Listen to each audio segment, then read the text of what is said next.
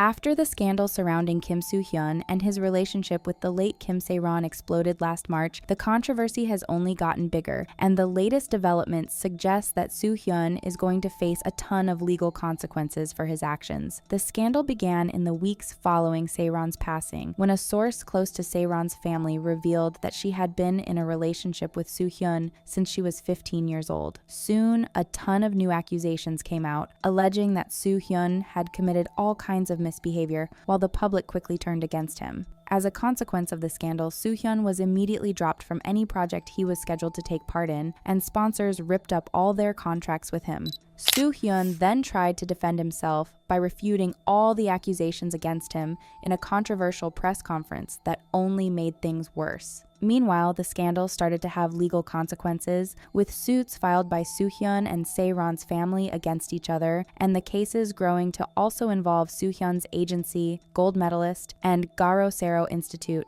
the controversial YouTube channel that originally exposed Soo Hyun. Soo Hyun's position only got worse over time, with news outlets reporting that gold medalist was facing financial collapse and that he was being sued by advertisers and production companies that had to cancel all their projects involving Soo Hyun. It was originally reported in April that 2 advertisement companies had sued Soo Hyun and were seeking the repayment of the money they gave him to be their model, as well as compensation for damages worth in total of over $2 million.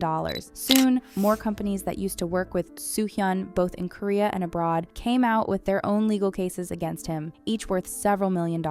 Now that these cases are starting to move through the legal system, Soo Hyun is starting to face severe consequences. On June 11th, it was reported that cosmetics and skincare company Classies had seized one of Soo Hyun's lavish apartments. This is reportedly one of the 3 units that Soo Hyun had purchased in the luxury apartment complex Galleria Foray in 2013, and the seizure was approved by a court after Soo Hyun failed to repay $2.19 million in penalties that he owed Classies. A few days later, it was revealed that Malaysian electronics brand Cuckoo obtained an asset seizure worth around $73,500 targeting Soo Hyun's bank accounts and loans. Meanwhile, more companies have begun taking legal action against him. Health supplement company from BIO filed a lawsuit seeking $2.9 million in damages, while cosmetics brand Dinto, through its parent company Trendmaker, reportedly filed a damage compensation suit worth $362,000. In total, Soo Hyun and gold medalist are now facing lawsuits demanding at least $5.4 million.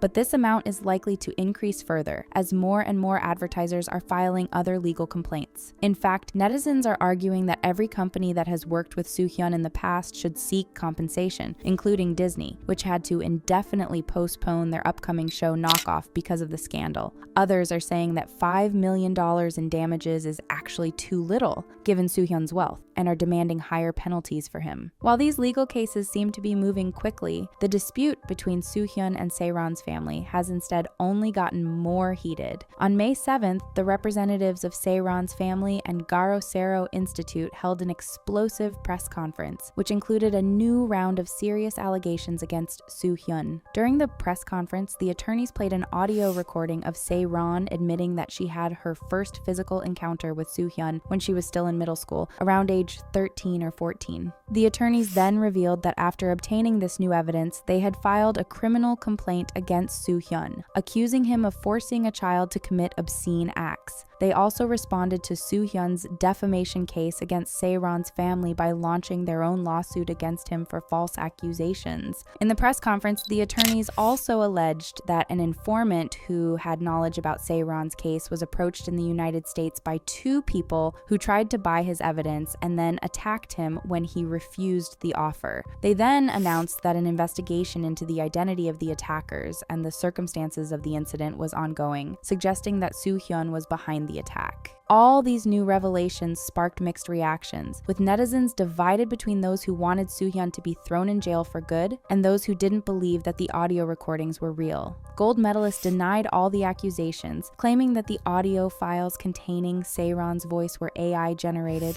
denouncing the informant's injuries as fake, and arguing that private photos and messages allegedly shared between Sae Ron and Soo Hyun were doctored. Meanwhile, SBS reporter Kang Kyung-yoon made a post on her blog saying that she had filed a legal complaint against Garo Sero Institute, alleging that the audio recordings shared during the press conference were fabricated using AI. She also claimed that the informant who provided the recordings had previously contacted her, but she didn't trust him, and alleged that this person is actually a con artist who just wanted to get some money. With all the confusion surrounding the revelations made during the press conference, some netizens decided to take matters into their own hands and analyze the audio recordings. According to people who studied the recordings, there's no sign of AI manipulation, the metadata hasn't been modified, and all signs seem to suggest that the audio is indeed authentic.